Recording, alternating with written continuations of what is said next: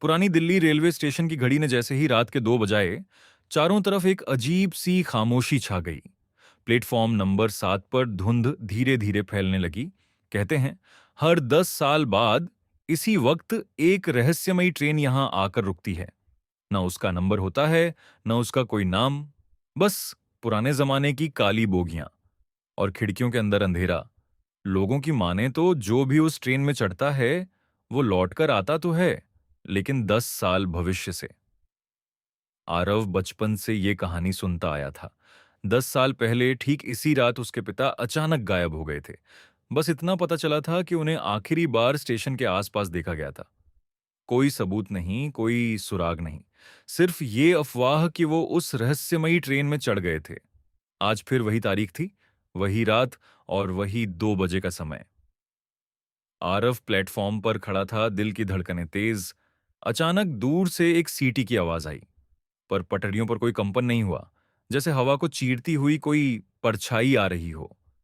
धुंध के बीच धीरे धीरे एक काली ट्रेन उभरने लगी। उसकी हेडलाइट पीली और फीकी थी, जैसे किसी और दुनिया की रोशनी। ट्रेन बिना शोर किए आकर रुक गई। दरवाजे अपने आप खुल गए। अंदर बैठे लोग अजीब थे।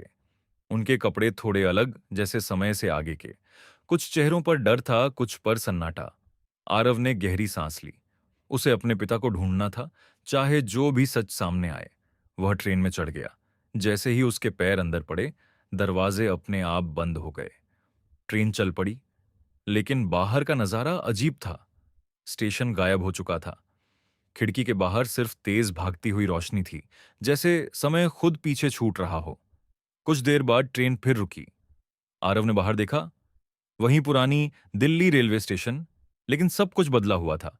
डिजिटल बोर्ड, नए प्लेटफॉर्म, अलग लोग। उसने एक अखबार उठाया। तारीख देखकर उसका दिल थम गया।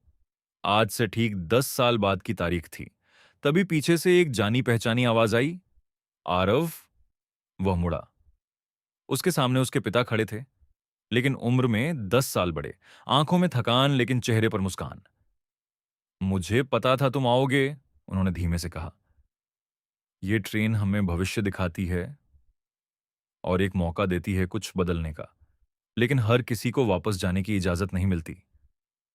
आरव के हाथ कांप रहे थे। तो आप वापस क्यों नहीं आए? पिता ने खिड़की की ओर देखा। क्योंकि मैंने भविष्य में एक गलती देखी थी जो हमारे परिवार को तोड़ देती। मैं उसे ठीक करने के लिए यहीं रुक गया। दूर से फिर वही सीटी की आवाज आई। ट्रेन दोबारा चलने को तैयार थी। अब फैसला आरव का था। क्या वह अपने पिता के साथ भविष्य में रहेगा, या वापस जाकर आने वाले 10 साल को बदलने की कोशिश करेगा? धुंध फिर से प्लेटफॉर्म पर उतरने लगी और रहस्यमयी ट्रेन धीरे धीरे अंधेरे में गायब हो गई।